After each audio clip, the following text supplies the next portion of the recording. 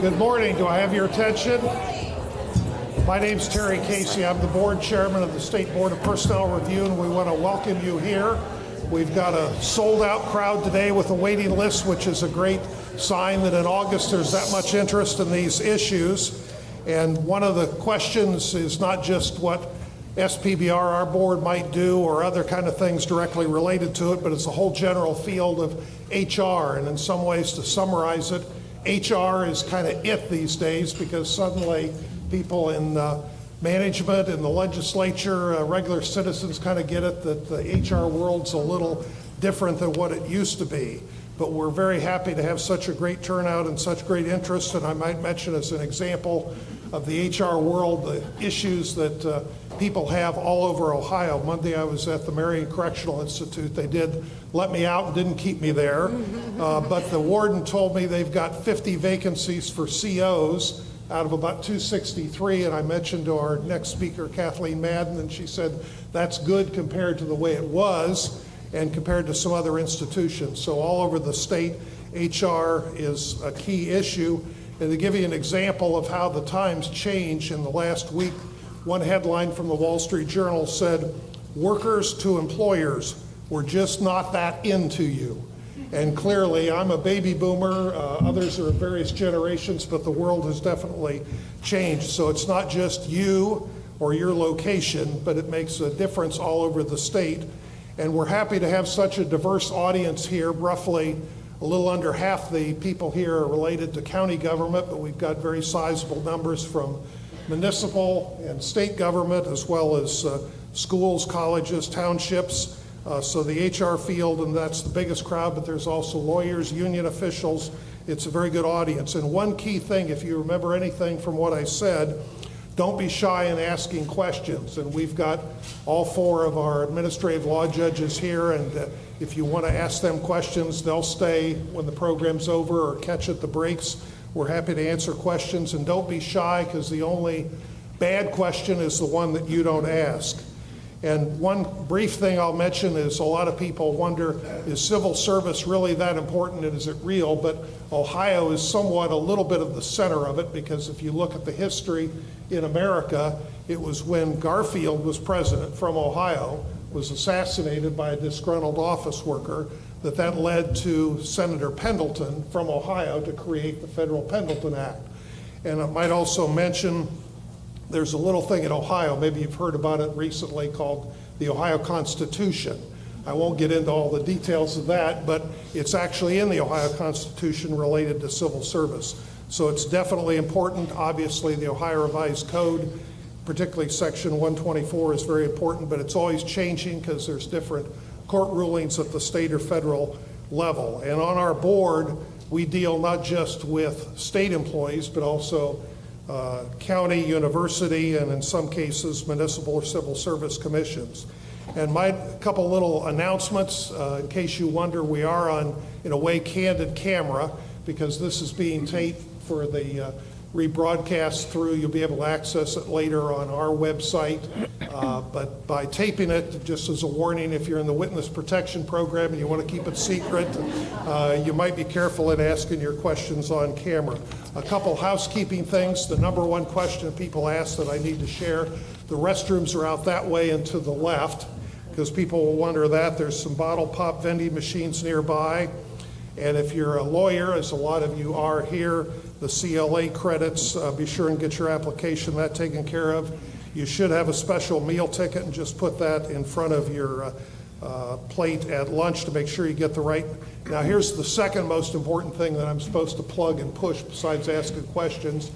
We're going to ask you to do a conference evaluation form, and that's really important because we read the specifics, especially for in future, next year, the year after, what kind of programs, things do you want to have us talk about, focus on, and that kind of thing. And also want to give a special shout out to Justin Brown and the research and training staff, a great job in putting all the details. Justin's right over there. So if there's any complaints, Justin's the guy right over there. If you don't like the meal, you didn't get enough of this or enough of that, Justin is the guy. Now we get to the main event, and our first area is titled Latest in HR, Good, Bad, and Smart, and we've got an excellent panel. led by Kathleen Madden, who's the Director of Administrative Services for Ohio. And to give you an idea, they're in charge of not only personnel, buildings, IT, all the other kind of things that might go wrong. That's who the governor will call and say, you need to fix it. But Kathleen is an attorney, used to do personnel cases, but she's also been Chief of Staff at the Department of Health, #2 at OBM. So she has broad government experience, and she brought with her two of the top HR people in state government with broad experience.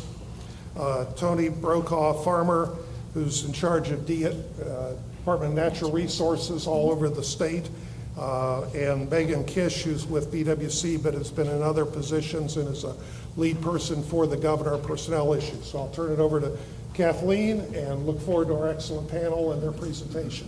Thank you. Thank you, sir. Thank you, everyone.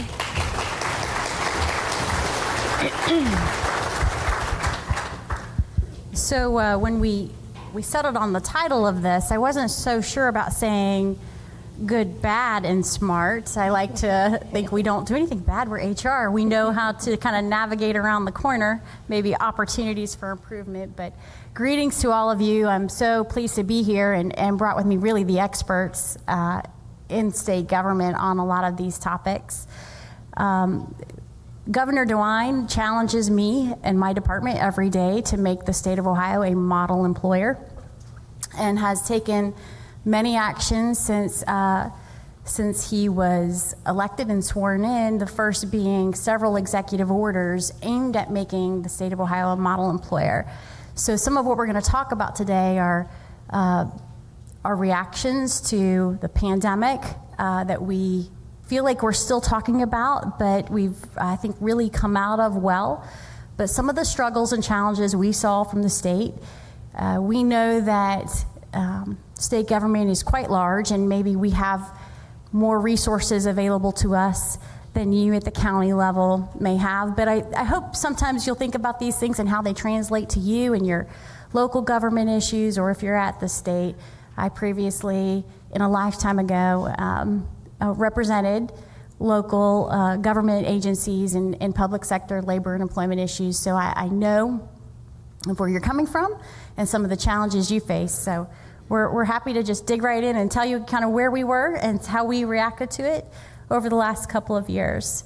I think, as Mr. Casey alluded to, obviously workforce is the issue facing Ohioans, truly, and the nation as well.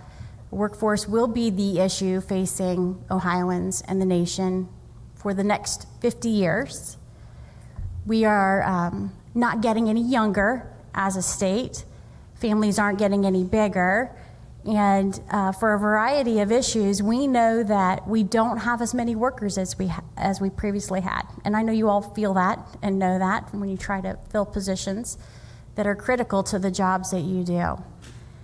A lot of the steps that we are taking as a state are addressed to bringing people back to the state and raising our young people in an environment where they know that we value them, that we want them to stay, we want them to be Ohioans for life, Buckeyes for life, and fulfill their God-given potential here in the great state of Ohio. So we certainly had staffing challenges. We had part of our jobs, obviously, are to protect and serve the most vulnerable Ohioans. So those are individuals who are in our care and custody. It's our job to make sure that they are taken care of. And it's challenging when workforce hinders that. I think Toni can talk a little bit about what we saw, or Megan, I think, about our institutional agencies. So we call institutional agencies those departments like the Department of Rehabilitation and Correction, Youth Services, our mental health hospitals, our Department of Developmental Disabilities, our Department of Veteran Services, those veterans who served us, and we care for them on a daily basis in the 2 nursing homes in the state. Sure. So thank you, Kathleen, and thank you for the opportunity to speak with you. Just a little bit about me. I am the Chief of HR for Ohio BWC, and I also help Governor DeWine on some statewide HR issues. So I was involved in some of the things that we're talking about here, but I also was an HR director for a municipality for a few years. So I appreciate you in the room for all that you do, and also a thank you for getting your organizations through a pandemic, and then coming out of the pandemic, trying to do the staffing. So I know the work that you do is not easy. I don't think my job's easy. I just get up every day and think, oh, I'm just gonna do the best I can, and that's all I can do. So just a quick thank you to the folks in the room. And so on the institutional agencies, I have a lot of respect for folks that provide direct care to those Ohioans and the staffing challenges that they had. We were competing with, we're no longer can just say, well, we're the state, right? Mm-hmm. Like, come work for the state. We have great benefits. We have this, we have that. We started competing with an Amazon warehouse across the way that's giving, a $5,000 bonus. They're paying more than what we can do. So we had to be creative in how we were trying to provide staffing. And so we worked with Kathleen's team, led the way with the institutional agencies to do a referral program. Come work for us and you could get a bonus for making that referral to come to that agency. We looked at pay ranges to try to make sure that we were staying competitive with the market. And another thing of no longer the state, for those of you guys are familiar, we do point factor, right? It sounds so antiquated, but that's how we do things. And if you looked at what are we paying a correctional officer, well, if you looked at the point factor, we're not too far off. But when you're talking about competing with Amazon, then we're far off. So we had to make some adjustments and shifts in that, and just be creative, and really I tried to provide support to the HR directors there. It's no joke. They're mandating overtime, and they had staff who may be an HR person that had to work in the facility. Mm-hmm. That's no joke. That's not what people signed up for. So we're making good progress. I think we're coming out of the pandemic from that perspective, but we are making progress on staffing and really trying to, as Kathleen mentioned, be a model employer and tout the benefits of working for the state, not just where the state come to us. It's where the state, we have this benefit, we have PERS, we have deferred comp, like all those things that you don't necessarily get in the private sector. And also try to talk about a career in the state provides you a professional opportunity that I don't think you're gonna get in the private sector. So I speak in HR language. You could be in benefits, you could go to labor, you could do all sorts of things that if you're in the private sector, you might get a little bit more pigeonholed. So we're trying to talk about why we are a great place to work. Sure. Toni? I was just going to add on the institutional agencies. One thing very critical, Megan, that you remember that we're still dealing with is a nursing shortage, right? Mm-hmm. So, I know how many of you, employ nurses or represent nurses. The nursing shortage challenge is real and still exists. I think was particularly difficult about 18 to 24 months ago. And we have statutory and regulatory challenges and direction that we have to meet for those individuals who are in our care and custody. And again, like the corrections officers, corrections facilities are competing against the Amazon distribution centers, we are competing against the newest, brightest, cleanest, fanciest hospital a block away who are giving $10,000 signing bonuses to nurses. That's real. And when we would try to address it from a compensation standpoint, that hospital next door would just bump it right up. And so this was, I think, really one of the most pressing challenges for us from a workforce issue, corrections officers and nurses, that we're still working to address, but truly a difficult issue that we're in. So thank you as well for the opportunity to be here this morning. So many folks do not realize that ODNR behind the Department of Public Safety is the second largest employer for officers in the state of Ohio. So for any of you that also employ officers in your counties, cities, Just like public safety, ODNR, it is a struggle, to get officers. Not only are folks, as Kathleen and Megan have said, transitioning away to other entities. We're also struggle with our cadet sizes. So we have tried to come up with some creative ways to, as Kathleen said, attract folks back to the state. So whether it be from a recruitment incentive or a retention incentive to keep our officers with us, because we do have officers in all 88 counties across the state as well, similar to public safety. So staffing is somewhat of a challenge. We are at the point in one of our divisions where we are doing cadet classes every six months. So to some degree, we have to look for other ways to bring attention to the officers and the type of officer that we want to employ, because we need to get that staff built up. So, and I know that, excuse me, that we will be persistent, and we will get there. But we do. Work with our counterparts at DPS as well, to make sure that we are basically trying to recruit and retain folks in those much needed positions. So. Yeah, I think what Toni experiences in the Department of Public Safety as well, and other agencies that employ law enforcement type classifications, is a reduced interest, I think, in the law enforcement fields that you're probably all seeing from recent graduates or individuals returning from the military. Those used to be kind of our bread and butter individuals that wanted to come to the state and work in law enforcement classification. So we're going to talk a little bit about how we're trying to be creative to address those as well. And we truly we're challenged with difficulties in recruiting the skilled trades.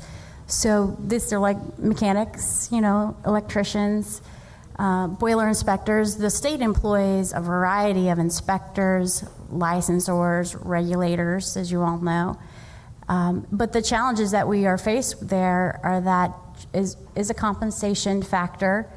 To be an electrical inspector, you have to have been an electrician.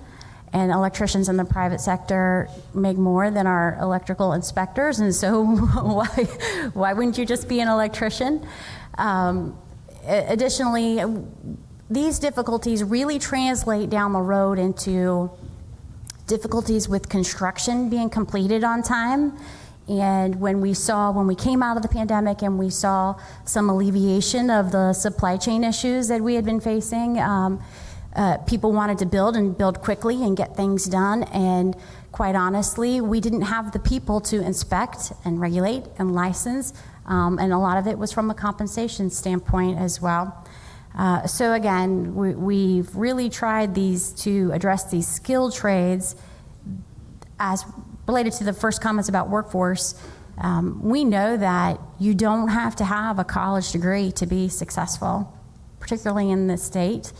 And we are really trying to focus our efforts on ensuring that our classifications don't have qualifications that would exclude someone from some of these really good long-term job opportunities, particularly in the skilled trades, to come and work for the state. So we want to inspect your elevators promptly. We want to make sure that you're operating quickly and your projects get done in the state. And so we're really trying to address our inspectors and our facilities challenges. So we're going to talk a little bit about some of the rapid responses. And this is, I think, a good example. People say government at the pace of government, and I don't think often complimentary. But I really do think we were able to move at a quick pace for a lot of these responses. We just had to, like much of what we all had to do during the pandemic, which was kind of throw out everything we knew and did before. And we realized that some things, there was really good reason why we did a process that way. And sometimes there was no reason. And we threw it out and we adapted from the pandemic. And I think a lot of these are examples of ways we responded rapidly. as a result of our, I think, increased knowledge we learned from the pandemic. First of all, thank you for inspecting elevators. As a claustrophobic that has to ride one every day, I'm like, fingers crossed. Yeah, so again, I think for how we were leading and trying to work with across the enterprise was we were challenged to rethink how we do things. As Kathleen had mentioned, the governor challenges her. She challenged our teams to just put everything out on the table, and we were doing things that, like, I didn't think we would be doing ever. I 25 years of experience, I just threw it out the window and we started fresh. So in addition to some of the incentives that we did, we had to change the way we did our processes as an HR group because it was taking too long and we couldn't attract folks. So we simplified the civil service application. We're modernizing the career website. And then I'll let Toni talk about their processes, but from my perspective, I had to challenge my staff to do things differently, as whether it's screening applications, getting the business unit more in the game of, okay, you need this person, let's challenge how we do things. We were, from my perspective with BWC, we had a hiring freeze through the pandemic, which, looking back on, I kind of miss that. But because we're trying to catch up now. But so for a long time, we had a hiring freeze, and now we're trying to catch up from all that we lost, that we couldn't hire. And then probably like a lot of you, we had some tenured staff that once we came back to the office, they said goodbye. Mm-hmm. We average at BWC about 70 retirements, tops pre-COVID. Last year, I think we had 150. And so we're feeling the pain and trying to get folks in the door. So we really had to change the way we do business. So similar to Megan, I certainly miss the days of the hiring freeze because I can tell you. We can do it again. No, thank you. Just won't work. No. So not only from a permanent employee standpoint of still trying to play catch up, but at DNR we also use a number of intermittents to supplement our staff during the peak season, as we call it. So it's like it never stops, which led to, if any of you are familiar with like the Lean or Kaizen principles.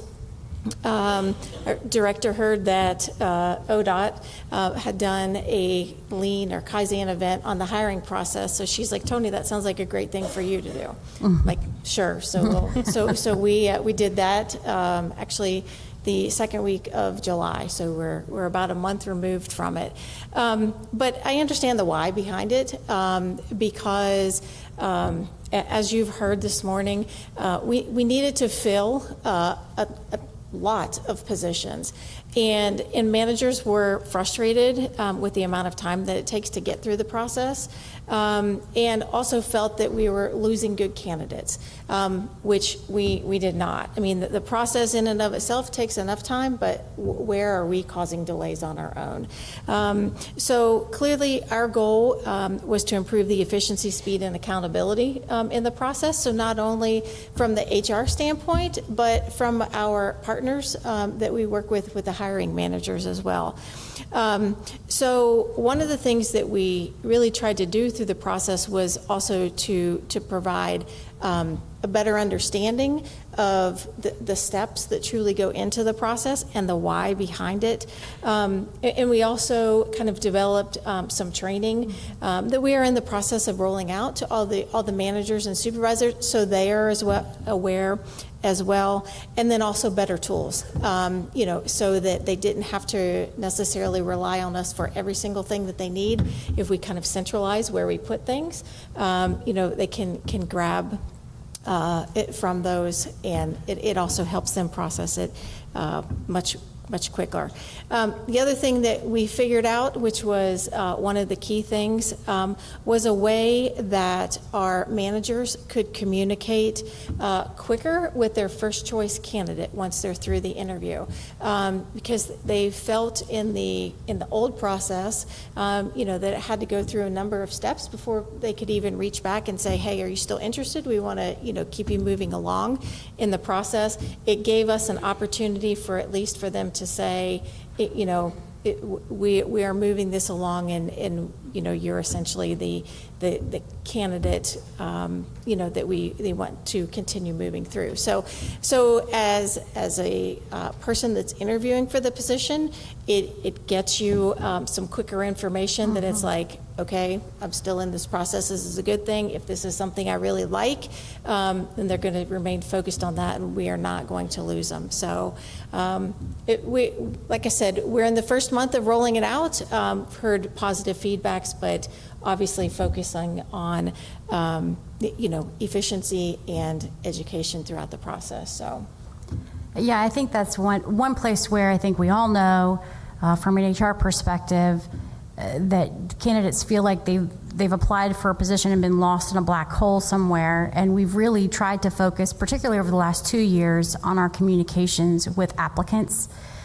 We have a very large applicant system, is that the right? But that has, I'm sure all of you use a similar system that progresses an applicant through the process and tells them where they are.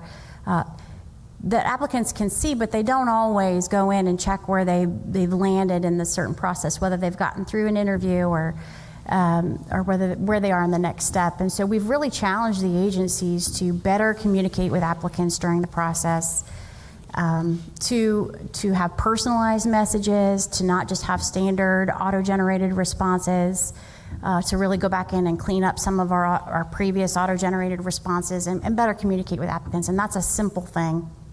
We know, we've talked about this before, probably off the record, but when you're in the hiring process, I think it's common for your business partner to say HR is the problem. And that once you map it out, you actually sit down and map it out, there's delays on both sides, particularly when you are relying on the business partner to make time in their schedule for interviews, make time in their schedules to return the results of the interviews. And I think just having a collaborative relationship with your business partner, sitting down, mapping it out, just seeing where those delays are, that is common sense, but it's a good reminder for everyone all the time. So we're trying now and we are, I believe, leading with excellence, which is what Governor DeWine and Lieutenant Governor Husted have challenged us to do. Particularly in the areas of skills-based hiring and disability inclusion. One of the first acts of Governor DeWine when he took office in 2019 was to sign an executive order that made Ohio a model state for disability inclusion practices. And one individual, we work very closely with the state Opportunities for Ohioans with Disabilities. I don't know if you all know of that department or work with them closely, but there are many opportunities to work with OOD, as we call them. We have an individual, actually two individuals within the Department of Administrative Services that focus their efforts on recruiting and retaining individuals with disabilities identified through a partnership with OOD, and placing them in positions in state government. And that has been highly successful. I think we've addressed issues, I think that were in the past about compensation, and placed them in apprenticeship-like positions within state government, all types of positions. And many of them, most of them, I think the majority became permanent state employees. And this is just one of the things that we do to try to help ensure that every Ohioan lives up to their God-given potential and stays in Ohio. Particularly for skills-based hiring, like I mentioned earlier, we know that workforce is the issue, and we know that you don't have to have a college degree to do many, if not most, of these state jobs, which are really critical for the next generation. This effort is led by Lieutenant Governor Husted, really a strong proponent of workforce issues. And we have recently, I think in the spring, signed an executive order.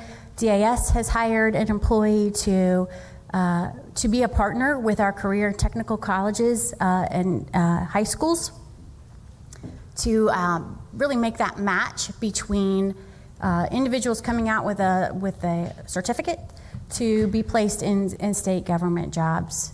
I know that there's a question right now.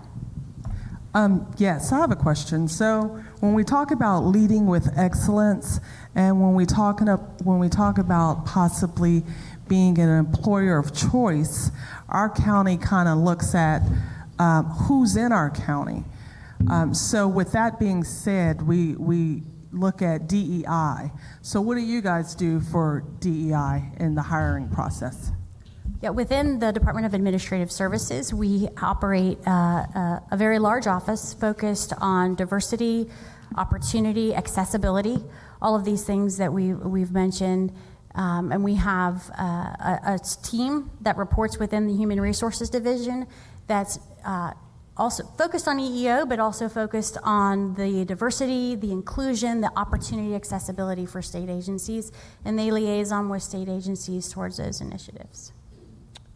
Also, I could add from BWC's perspective, we have an inclusion and diversity program, and we lead it from two ways, sort of top down, where we talk about training and awareness and that type of thing, and then from the grassroots up, we have some employee resource groups around the business to help us fulfill our mission, and they help us with recruiting efforts. So we have Women in Technology group that talks about career growth within the state, and not everybody's in technology, but we have some mentors that kind of help people, classes to take, that type of thing. And then when there's a career fair and we need volunteers, our employee resource groups are great ways to go out into the community. Hey, I work for BWC, this is what we do.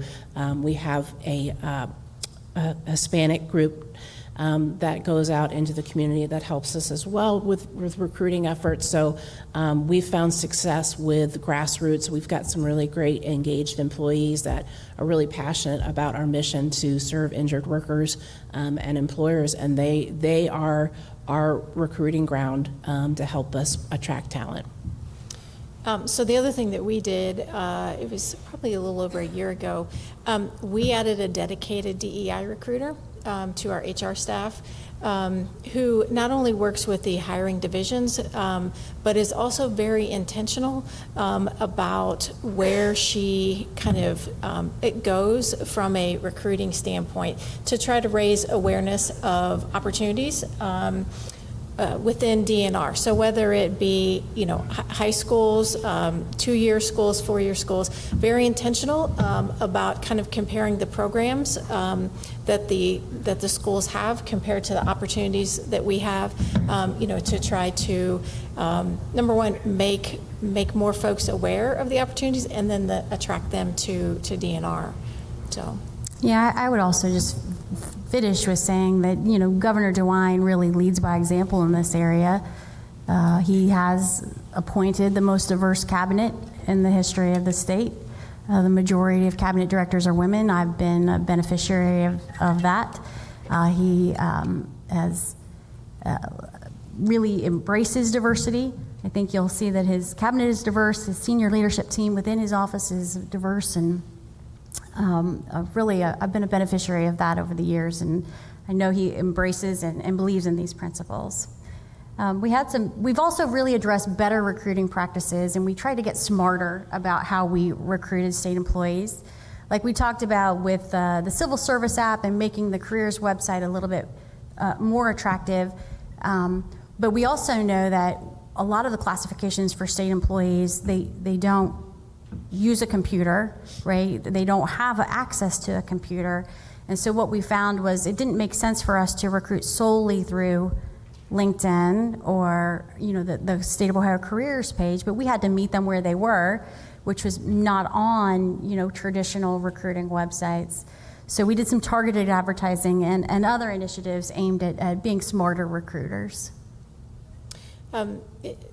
Some of you may have heard some of the, whether it be radio ads, TV ads. I know also in movie theaters, there have also been advertisements for positions within the state of Ohio, which, like Kathleen said, isn't or wasn't our traditional way of, finding folks. I mean, the days of sitting and waiting and let people coming to you, is gone. Mm-hmm. And we need to go out and find great candidates. One of the things that we have also done, and I know BWC has, and then a few other agencies, we are trying to include staff in social media posts as well, so folks can hear it from our staff, why it's a great place to work, and why you should look at the opportunities, within the state of Ohio. The other thing I wanted to mention is a few years ago, actually it was in 2019, we set up a college intern program. And we hire upwards of about 60 college interns every year, and this is another opportunity that we use from a DEI perspective, to bring folks in and give them the opportunity to have an intern opportunity in the hopes that when they are ready for a career, that their experience was a great one and that they want to, come back hopefully to DNR, if not, to another state agency. So. Yeah, the only thing I would add is on the social media, it was a clear expectation from my director and CEO to senior team that we should be out on social media, whether it was Twitter or LinkedIn, liking, reposting. We pushed it out to the business that you can't just rely on HR to find good people. Mm-hmm. So we have, I'm on LinkedIn quite a bit, reposting and trying to get generating an audience of applicants. So that was a clear expectation set by my director. Yeah, I think we recognize and are challenging our HR people to talk to their business partners, because everyone is a recruiter. We are all recruiters now. There's not just one person within HR who's assigned a recruiter. We all have to talk about, the great jobs that we do and the mission and our core values and why this work is important. Toni, did you want to mention the ODOT maintenance worker CDL program? So I'm sure that it comes as no surprise that from the ODOT standpoint, they have a number of positions that require CDL programs or CDL certification, and with the feds changing the requirements on those, ODOT has kind of led the way in establishing their own training program so that they can employ folks that do not have a CDL, but they can give them the training so that then within a very short period of time they have that CDL and can assist ODOT with their many needs.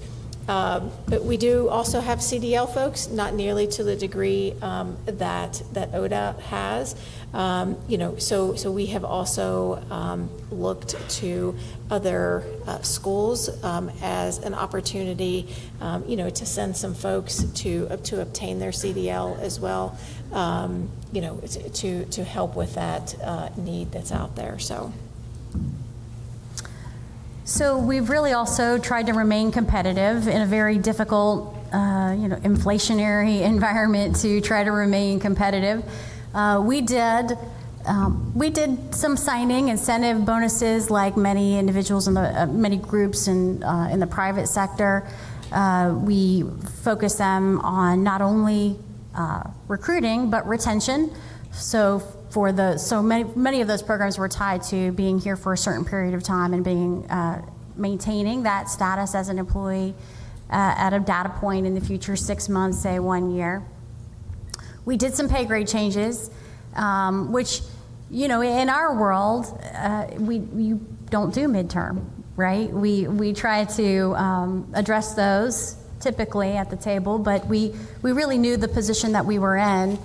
We did some targeted pay grade changes for corrections officers, for really a real problem area for us was our therapeutic program workers, and these are the really frontline individuals that have that direct care with individuals within our custody and care, particularly at our developmental centers, and their pay was quite low, and we addressed that midterm, and some pay rate changes for those in the skilled trades that I mentioned earlier. We also try to make ourselves really attractive from a benefits standpoint. And I know Megan and Toni are both on our joint healthcare committee and both give me insight and advice on improvements to the benefit plan. And I know they want to share with you some of the things we did. We try to, again, look at how we did business for the state for whatever reason, like on the dental and vision, you had to wait a year to get dental and vision. We realized that's not a competitive thing, and we didn't have a great reason as to why we made them wait a year. It's just like, we're the state, that's what you do. And Director Madden was instrumental in making those changes. We looked at our EAP program, made some changes to that. Our behavioral health, wanted to provide some parity and updates on that. I found as a parent, kind of navigating the mental health system is really difficult. And so, Toni and I shared that with the Joint Healthcare Committee. We're fortunate to have a voice of like, if I can't find somebody and I'm the head of HR, how is, somebody else going to do it? Not that I'm that, but I have the resources. And so we really looked at our behavioral health program and our EAP and made some changes to become a model employer to provide good mental health care. We also provided telehealth, which has been a great success. It's convenient for our staff. It's cheaper on the program. And we do some wellness incentives. We partner with a company called Virgin Pulse, and I am a Virgin Pulse advocate. I'm on there tracking my steps every day. I get $50 a month for doing that, and I'm going to do it. And I do all the programs. I think it's a great program, but also has like coaching options and that type of thing. So one thing on the behavioral health, one of the struggles that we really heard was access to care, especially in rural communities, and trying to look at what other providers are out there, because you certainly do not want to wait, especially when you need someone in the behavioral health arena. So certainly tried to add providers and better access to care for folks so that they could get to that quicker. The only other thing I'll say that on the wellness incentive is that I think from the state's perspective that we have really tried hard to educate folks that if you do things to help take care of yourself, then on the back end from the insurance perspective, that maybe you don't have as severe or you have less health conditions that you need to work through, So we do the same as Megan, and really encourage folks to participate, in order to make themselves better and be rewarded, with cash in your paycheck, essentially. Yeah, and one of the things that we saw in the Joint Healthcare Committee is we were great as an employer of doing the biometric screenings, right? Like, oh yeah, everyone's doing their screening, but we realized through the data that people weren't making changes to sort of their own personal health to get better. So we try to specifically target some incentives so that they could be healthier folks, healthier citizens as well. During the pandemic, I think many of you might have read about some of the incentives that we did for vaccinations, and we recognized or found, I think, after we really increased those incentives, that there was an amount that moved the needle, that encouraged better interest in one's own health. And coming out of that, again, that was a lesson learned. So we really put a lot more financial resources into the wellness program over the last, I think, we're in year 2, I think, of a robust wellness program with many opportunities for state employees and their spouses that are on the same plan to receive the same benefits. I know that's something that you may all not have the ability to do, but we certainly have a variety of resources, and you can reach out to us. And I think some people from my benefits team are here today. So we've really focused that on our wellness incentives. And telehealth, if you haven't offered telehealth, I think we're in year 3, is that right, of telehealth? Maybe year 3 of telehealth, and have seen millions and millions of dollars of savings of cost avoidance from individuals who otherwise would have gone to urgent care. Sometimes really convenient. As a mom, I can tell you that telehealth has saved me many times from inconvenient trips, and so telehealth has been really a great benefit for us. We have a question in the back. Yes. We represent a small transit authority, and I also have to take care of the finance, so that's why here comes the money question. We would love to be more competitive, but on an already strained budget, I'm looking at all these things, and they all cost money. Any ideas on things that don't cost money? Yeah, I mean, we really worked. I'm not like a big spender. I don't want anyone to get the impression that She's that not. We've just throw money at people. But we found that in our program, the return on investment, particularly for these benefit enhancements, is worth it. We have monitored, particularly the wellness program, we've monitored for years now, a dozen years, 10 years, we've had Take Charge, Live Well, and that while we haven't fully got to a very healthy state workforce, it certainly has made improvements, and it certainly has saved us money. So for example, we did invest money in the telehealth program. We put out an RFP, we got bids, and we went with the best contract, but it saved us money. We had to front some money to get some money back. And I think we have found that with our wellness incentives too, that we have more state employees able to work longer because of our interest in making them healthier and reduce claims to the fund. And when you're an employer as large as the state with a very large healthcare fund, $1 million is probably a small amount, but it's savings overall, it's savings to the employing agency, and it's savings to the employee. We've been able to maintain our healthcare contribution rates for, I'm looking at Kate in the back of the room, for at least 3 years. We have not increased healthcare contribution rates. So I think you have to spend money to save money sometimes, but we recognize that this isn't for, that because of our size, we're able to do more than some smaller employers. But we think a lot of this is really driving better employees to us. Again, within another benefit is extended parental leave.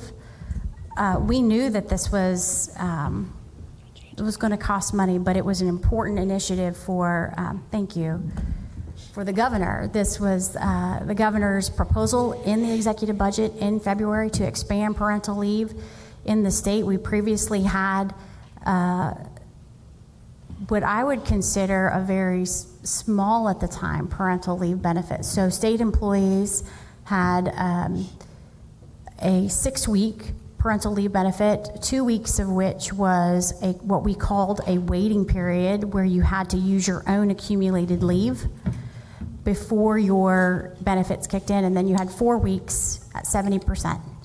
If there were complications like a C-section, you would then go to the disability program, still at a reduced rate of pay.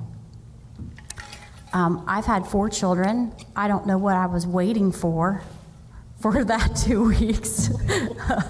And when I became director, asked a lot of questions, because I had been in state government for a while. I knew about the waiting period, but I didn't really understand the purpose of it. And when we got, kind of informal feedback from state employees, it was like, well, yeah, you really have to save a lot of money to have a child. when you're working for the state. And we knew that private sector wasn't doing that. They had much more generous benefits with respect to parental leave. So Governor DeWine proposed 12 weeks, no waiting period at 70%. It made its way through the legislature. It became effective as soon as the budget bill was passed. And for us to gain a competitive advantage, we had to remain competitive with what the private sector was doing. And we knew that many large employers, particularly in the downtown area, offered that type of parental leave benefit. So again, we know it's going to cost money, but Governor DeWine truly believed it was the right thing to do to be a model employer and to remain competitive. I think there was a question over here.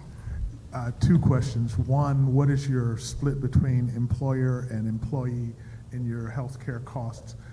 Second question, as we think we're moving away from COVID, how's remote work working? Yeah, our split is 85-15, generally speaking. Is that right, Kate? That's a very... I was like, I hope she... No, I'm kidding. I was like, I think public it's math, I can do it. And that has not changed in... I don't think that's changed in 15-ish years. With respect to remote work, the state is back to the office. We've been back. We had the first agencies come back in April of 21. I became director of DAS in July of 21, and DAS returned to the office very shortly thereafter on a more hybrid basis. All state agencies are back to the office.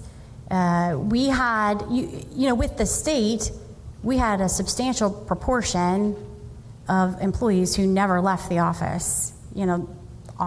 They were direct care, they were in the prisons, they were nurses on the front lines. We had operations that were 24/7, so we never kind of left. We have about,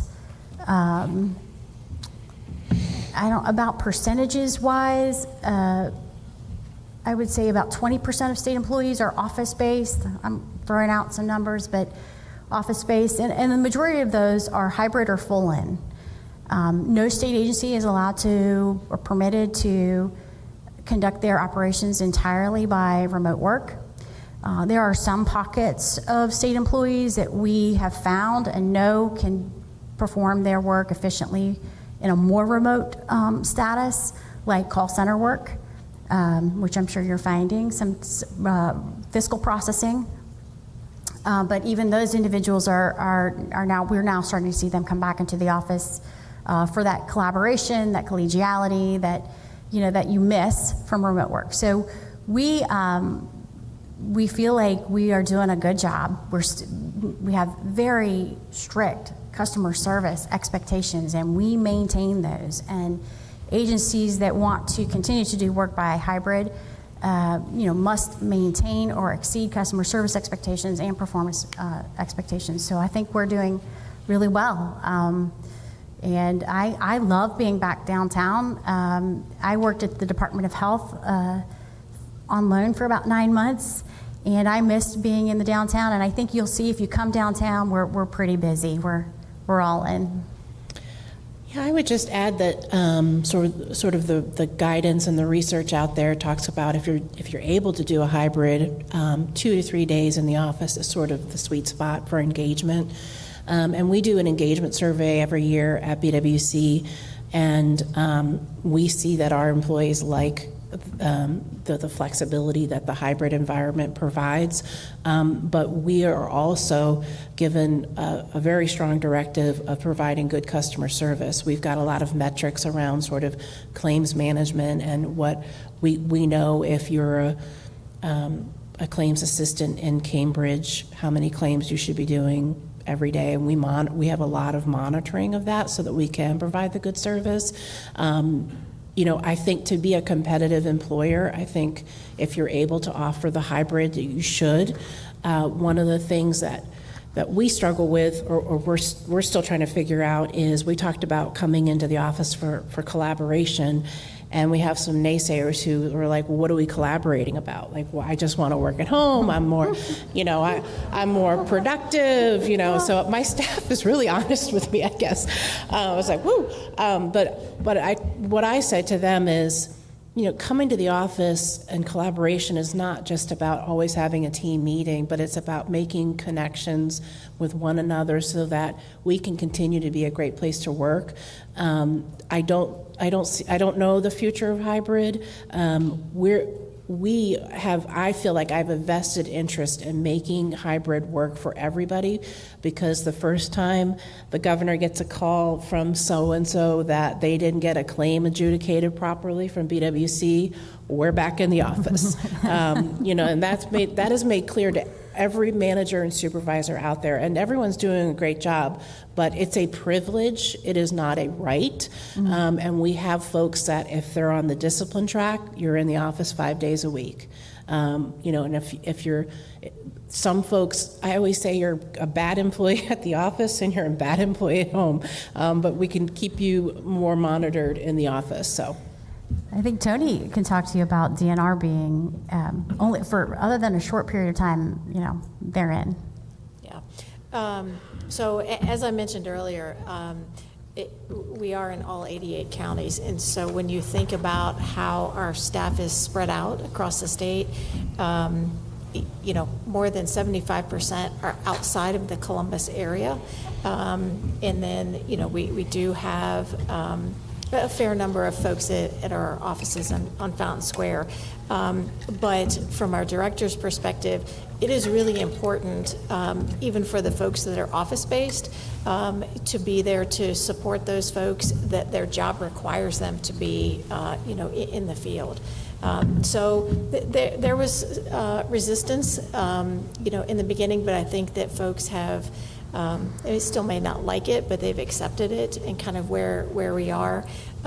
Because from a telework perspective, we probably have 75 or less folks out of an agency of about 2,600 folks, that are teleworking. So I've been 5 days in the office since July of 21, so a little over 2 years now. So it's back to normal business. So Yep. I think there was another question. I was just going to add on the competitive side here. We actually think that being in the office makes us a competitive employer, and that will be sort of kind of the method, I think, or what we see going forward. And again, another thing we did, no cost. There is cost, but we had a pocket of money or a fund of money for professional reimbursement for licenses and certifications that employees had access to, but it was cumbersome to request reimbursement, and we had different buckets of funds and you could use them for different purposes, and it was so bureaucratic that I was just like, enough. Like, it's this, we don't have to add more money to this to make it attractive, we just have to make it easier for them to use it. Again, that's not costing us any more money, we just kind of rethink about how we're approaching that to gain a competitive advantage. Yeah. I have a question about, has there been any work on the state level as far as water and sewer licensures? I mean, many communities are struggling to find operators. So have you worked with the Ohio EPA on any of those fronts to help kind of put more people in the process of getting water and sewer licensures? Yeah, I mean, yes, and that's a very, very good example of a skilled trade that we're really focusing on within my department, working with other agencies. I know that from my little time at the Department of Health, what a challenge that was. And we have a relatively new director of the EPA who's also interested in this too and speeding these things up. But that's a very good example. There's other examples across state government about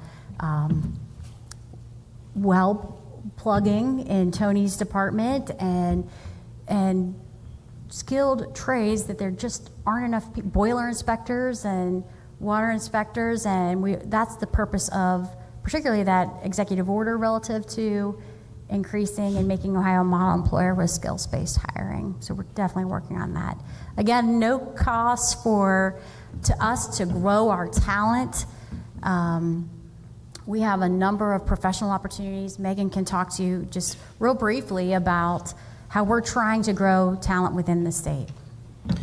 Yeah, so a couple of the programs that you'll see listed there are Leadership Academy, our HR Insights. What we're trying to do is get good people to stay with the state and grow our talent. If you look at the cabinet HR directors, we're all probably like, I don't know, 0 to 5 years from retirement, and we want to make sure that we've got good people in the pipeline.